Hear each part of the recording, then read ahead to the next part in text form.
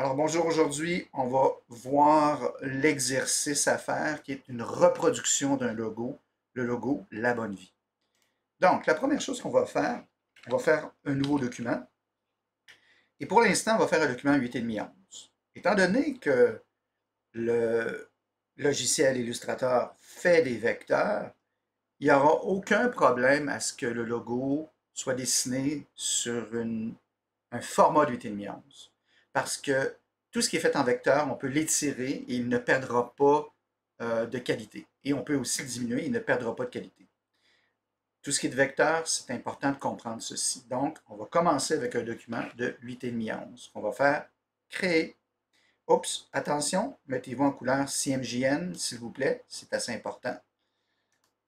Ce logo pourrait être destiné à être imprimé. Donc, la première chose qu'on va faire, on va faire CTRL-R, R pour aller chercher quoi? C'est guide. Et on va se faire un centre ici, environ, pour aller commencer notre logo. Deuxième chose qu'on va faire, dans ce que je vous ai envoyé, dans le document zip, vous allez retrouver reproduire le logo La Bonne Vie. Ce que vous faites, vous déposez ceci, comme ça. Donc, on fait un glisser-déposer. Et là, vous allez avoir ici, voyez-vous, c'est le même format. Vous allez avoir à côté toutes les références pour construire le logo. Et on va regarder rapidement que c'est des cercles, il y a de la typo, une étoile, et j'ai des mesures et des tailles ici. Parfait. Première chose à faire, on va aller dans l'outil cercle. On va s'assurer ici que dans la palette flottante, comme ça ici, on n'est rien dans le cercle. Donc, je vais cliquer sur la petite bande horizontale rouge pour avoir rien dans le cercle. Et là, le premier cercle, on dit, c'est qu'il a 5 pouces de... Sa taille est de 5 pouces. Donc, je vais aller au centre, ici. Je vais tenir Alt enfoncé, je vais cliquer et je vais écrire 5 pouces, IN, si vous êtes en pouces, par 5. Et je vais avoir mon premier cercle de 5 pouces. Je clique à côté pour désactiver. Je reclique sur mon cercle et là, je vais aller en chercher un de 4.75, 4.5, 4.25. Et il y en a un autre plus petit qui est à 4 pouces. Donc, j'ai encore plusieurs cercles à faire. Je vais les faire maintenant. Donc, le prochain, il a 4.25. Donc, 4. Excusez-moi, 4.75. 4.75. Parfait. Je clique à côté. Je reviens à mon centre. Alt enfoncé. Le prochain a 4,5 par 4,5. Parfait. Je m'en vais faire le prochain aussi, qui lui va être à 4,25. Donc, au centre, 4,25 par 4,25, comme ceci. Vous voyez, c'est régulier là, la progression des cercles qu'on a ici. Je clique à côté et j'en fais un dernier qui, lui, va être à 4 par 4, comme ceci. Si on veut être vraiment sûr d'être centré, on peut sélectionner avec la flèche noire, sélectionner l'ensemble des cercles et on peut aller dans les fenêtres d'alignement, ici, F7. On les retrouve aussi dans le ruban supérieur, ici, et je vais m'assurer d'être ici, alignement des objets centré horizontal et centré vertical. Vous voyez, ils n'ont pas bougé, donc c'est parfaitement centré. Donc, dans la première chose que j'ai mes cercles ici. Et puis là, maintenant, ce qu'on va faire tranquillement, c'est qu'on va s'assurer que les cercles sont parfaitement vides. Et si, faites attention, toujours fenêtre, espace de travail, réinitialisez vos indispensables classiques, n'est-ce pas? Vous allez retrouver ici, à droite, dans l'interface, le contour et on s'assure, je vais aller chercher même des options, que notre contour a bien un point ici, dans sa taille, dans sa graisse, je veux dire. Parfait. Donc, on va pouvoir commencer ici tranquillement. J'ai de la typo et je vais commencer à mettre la typo. Donc, je prends T pour le texte et là, je vais écrire EST avec un point. Je vais faire une copie de cette typo-là ici et je vais écrire 2015 avec un point. Donc, je resélectionne ces deux typos, je m'assure qu'elles soient bien alignées ensemble, hein, comme ceci. Donc, j'ai les deux typos et on me donne aussi la taille des typos. C'est du Arial Bold, 16 points. Donc, CTRL-T, je vais écrire Arial. Je vais trouver Arial Bold.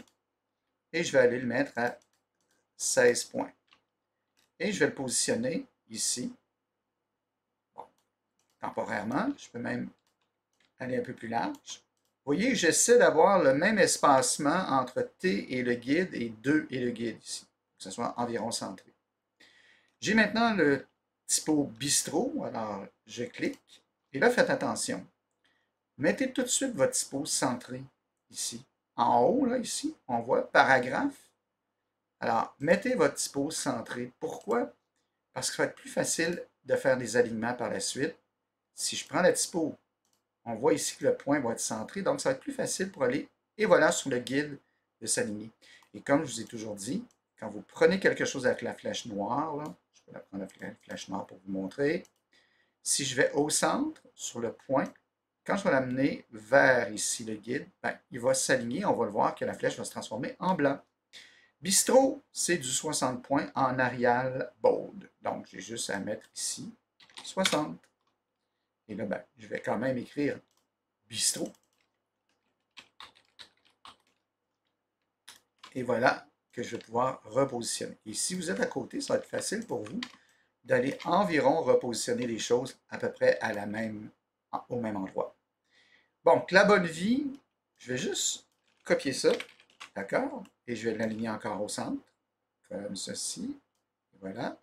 Là, ici, c'est du 30 sur 30. Donc, je vais sélectionner, je vais aller chercher 30 points sur 30 points. Et voilà. Et je vais écrire la retour de ligne bonne vie. Et là, je vais le repositionner environ ici, la bonne vie. Le prochain, c'est un peu plus compliqué.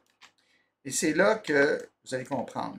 Ça ici, le dernier cercle que vous avez ici. Et on peut, vous savez, temporairement sélectionner les 4 cercles et garder celui-ci. Dans Objet, on peut aller ici, verrouiller l'objet. OK?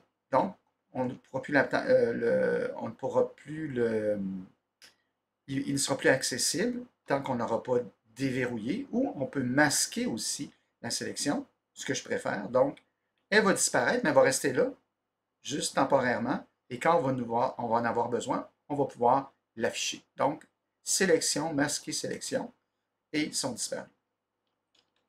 Maintenant, on va aller dans votre palette flottante, et vous allez voir que sous la lettre T ici, pour texte, on en a un qui s'appelle texte curviligne.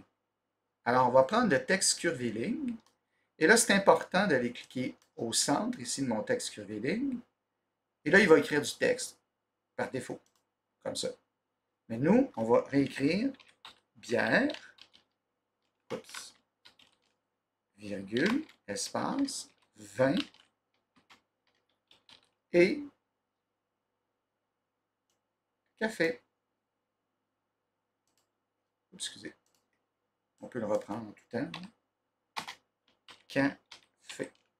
Comme vous pouvez voir, vous voyez, c'est bien centré sur... J'ai mis vraiment mon curseur au centre pour que toutes les choses soient bien centrées et que ma typo aussi soit centrée ici en haut. Pas à gauche, pas à droite, mais bien centré. Ça va être beaucoup plus facile pour vous. Et puis là, je vois que c'est du Arial 21 points. Donc, je vais le mettre à 21. Et voilà. Si vous reprenez votre flèche noire, que vous recliquez sur le truc, vous allez voir des petites barres ici en bas, OK? Et des petites barres en haut. L'important, c'est la barre en haut. On peut la voir ici, elle est un peu cachée. Parce qu'elle, ce qu'elle me permet, c'est prendre la barre, ma souris est enfoncée, là, vous voyez? Je fais undo. Donc, je clique sur cette barre-là, ma souris est toujours enfoncée, et je ramène la chose vers l'intérieur pour que finalement, ma typo soit renversée dans le cercle et à l'inverse. Exactement comme ça. Puis, vous voyez, vous pouvez aller mettre la petite barre parfaitement centrée. Donc, tout va toujours être centré. Et puis là, ben, ce que je peux faire, je peux aller sur mon outil de rotation, et là, je pourrais faire une rotation de 180, et il va retomber ici en bas. Je refais pour les gens qui ne l'avaient pas vu au cas. Je vais sur mon outil de rotation, je double-clique dessus ou je fais Alt. et je fais une rotation de 180 degrés. Donc, il va tourner comme ça et se mettre en bas. Et là, vous avez votre typo qui est bien à sa place. Et comme vous avez pu remarquer, le cercle est toujours là, mais maintenant, ce n'est plus un cercle, c'est un objet qui contient de la typo sur un guide. Donc, il faut penser que c'est pour ça que j'ai mis ici ce guide-là en pointillé. C'est pour vous montrer que ce ne sera pas une ligne, mais ça va devenir un rond de référence. Il me reste mon étoile, donc dans le cercle ici en haut, j'ai les étoiles. Tenez votre souris enfoncée, vous allez les atteindre. Même chose, je vais aller ici sur le centre de mon guide, Alt enfoncé, et là, on me donne les... Excusez, je vais juste tasser ça ici pour voir les coordonnées qu'on me donne, les coefficients, je devrais dire. Et là, je clique ici, et c'est marqué rayon 1, 0,15, donc 0,15, et le rond 2, 0,40. Donc 40. Je fais OK, et voilà, mon étoile est faite. Évidemment, mon étoile, il faudrait que je la retourne de bord. Hein?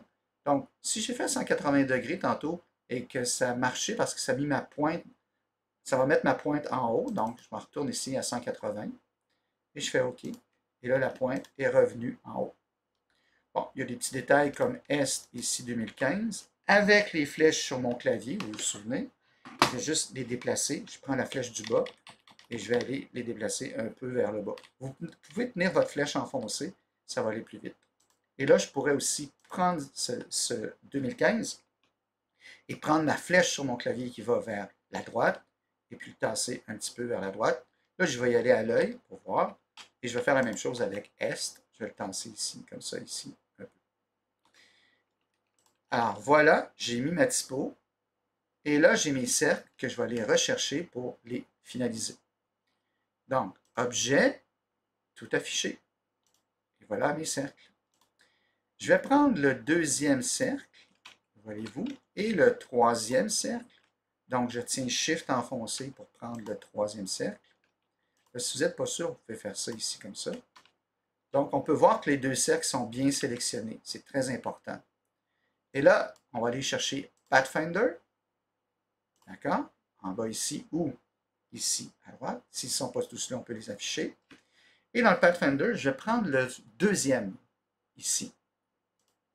Et ce que ça va faire quand je vais inverser, vous voyez, j'ai cliqué dessus, j'inverse maintenant mes couleurs dans ma palette flottante et ça va faire une barre noire pleine. D'accord? Ça, c'est assez important de suivre ce processus. Et là, maintenant, on peut voir qu'il y a un petit rond ici qui fait 0,8 en haut. Donc, je vais zoomer ici, aller chercher mes ronds. Parfait. Je vais double-cliquer sur la couleur pour le mettre blanc, comme ça. Et là, je vais zoomer pour le mettre au centre. Et là, je vais mettre mon curseur au centre ici, avec le petit rond, Alt enfoncé. Je clique une fois. Et là, je vais faire 0,8 par 0,8. C'est ce qu'on m'a été demandé. Oh, excusez, 0,08. Je recommence. Virgule ou 0,08, virgule 0,08. Ah, c'est comme ça qu'on veut. Parfait. Il est toujours sélectionné, voyez-vous. Là, je vais prendre mon outil de rotation. Il est toujours sélectionné. Et je vais aller au centre de mes guides que j'ai fait au départ. Alt enfoncé. Je vais juste aller chercher ma mesure pour ne pas dire n'importe quoi. Donc, le rond, c'est 5 degrés avec commande D. Parfait. Donc, je vais retourner ici. Mon rond est toujours sélectionné, comme vous pouvez voir. Je m'en vais au centre ici de mes guides. Alt enfoncé, outil de rotation. Je clique dessus et je fais 5. Et je vais faire copier. Et puis là, je vais faire CTRL-D. Mais vous pouvez enfoncer CTRL, appuyer sur la lettre D et la laisser enfoncer jusqu'à temps que ça fasse le tour. Hop, j'arrête. Je vais maintenant plus lentement. Et j'ai tous mes ronds qui sont faits exactement comme ici. Parfait. Il me reste les deux barres ici avec les petits ronds au bout. Comme vous pouvez voir, les barres, c'est des contours à 2 points et le petit rond, c'est un rond à 0,08 comme tout à l'heure. Donc maintenant, ce qui peut nous aider, c'est qu'on va aller dans la règle, on va prendre un guide qu'on va mettre ici à B et un autre guide qu'on va mettre ici à haut. Donc, on va pouvoir avoir la dimension, la distance que sera fait notre contour. Donc, je clique sur ma plume. Dans ma barre flottante, j'intervertis les choses pour avoir un contour seulement, que je vais mettre en noir. Donc, je vais cliquer ici et je vais le mettre en noir, comme ceci. Il a 2 points, donc je vais aller chercher dans mes contours à droite ici 2 points, comme ceci. Et puis là, je vais faire une ligne qui va partir d'ici. Je tiens Shift enfoncé et je m'en vais jusqu'à l'autre guide. Et voilà, j'ai fait prochain, ma prochaine ligne. Et là, maintenant, je vais aller sur l'outil rond, comme ça. Là, je vais faire l'inverse ici, c'est-à-dire, je vais intervertir les choses, c'est-à-dire que c'est l'intérieur maintenant qui va être important. Je vais zoomer. Je vais aller sur le point ici. Et là, je vais tenir Alt enfoncé. Et voyez-vous, 0.08 était déjà écrit. Alors, j'ai un rond à 0.08. Et je vais pouvoir aller faire la même chose ici. Je tiens Alt enfoncé. Et voilà, mon rond est fait. Maintenant, je vais vous demander de faire quelque chose que vous n'avez jamais fait, mais qui est important. On va convertir ces choses, le contour qu'on a ici, en objet. Là, c'est un contour, vous voyez, c'est de l'extérieur, là, ici, c'est un contour. Mais si je vais sous Objet et je vais à Décomposer, je clique, Fond, Contour, je fais OK. Vous voyez que maintenant, ce n'est plus un contour, mais que c'est une forme. Alors, ce n'est plus un contour. Maintenant, je peux sélectionner cette chose, pas le rond, mais l'objet, le rond ici à gauche, Shift enfoncé toujours, flèche noire, l'autre rond. Donc, j'ai mes deux ronds et ma ligne qui sont choisis. Et je fais CTRL-C, CTRL-V. Et je vais les repositionner ici. Oups.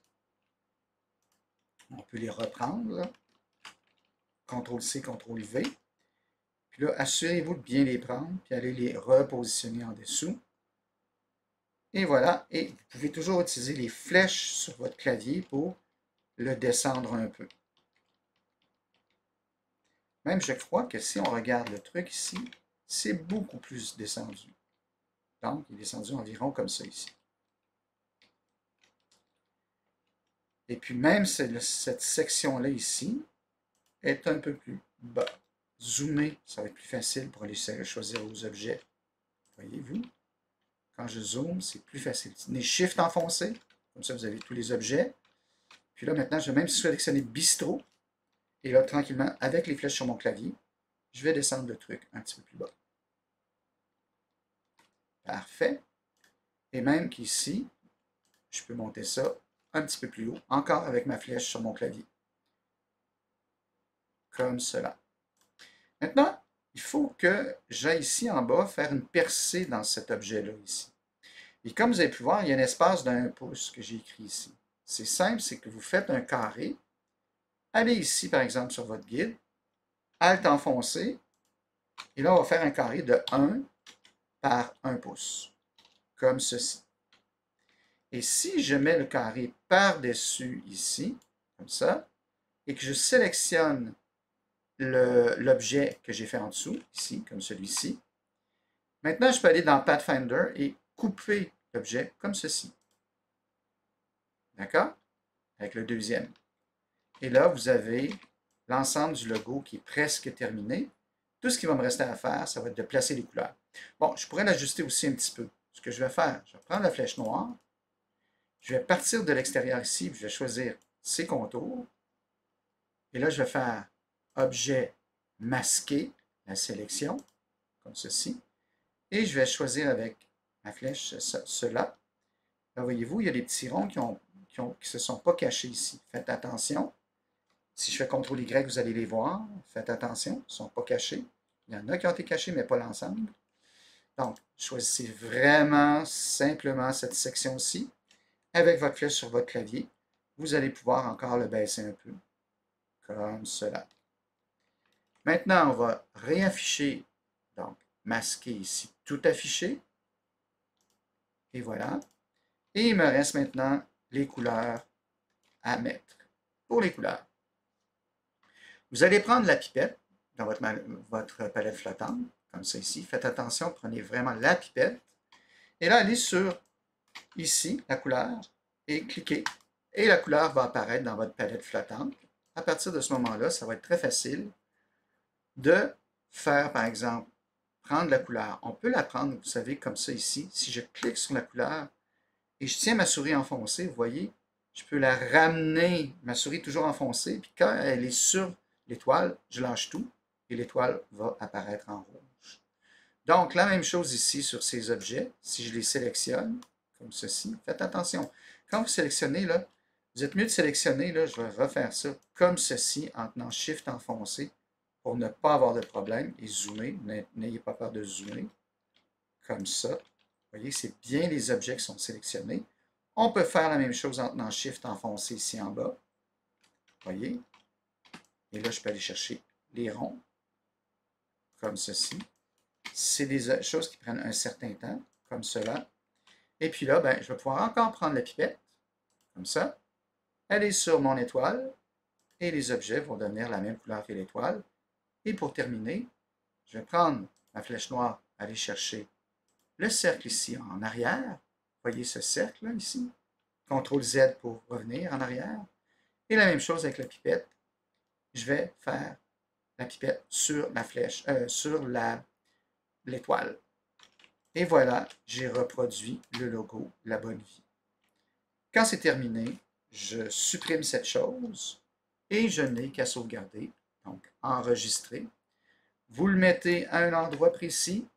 Donc moi, je le mets ici, par exemple là. Ça va s'appeler Reproduction Logo avec votre nom. André, ce sera votre nom. Et c'est tout. Vous sauvegardez. Et voilà. Ce que vous devez faire, c'est m'envoyer ce fichier qui va être le fichier Illustrator. Alors, c'est tout. Si vous avez des questions, n'hésitez pas à poser des questions. Puis, je vous souhaite bonne chance avec ce travail. Et prenez le temps de bien le faire et de faire des ajustements, des micro-ajustements avec votre clavier. Ça va vous aider.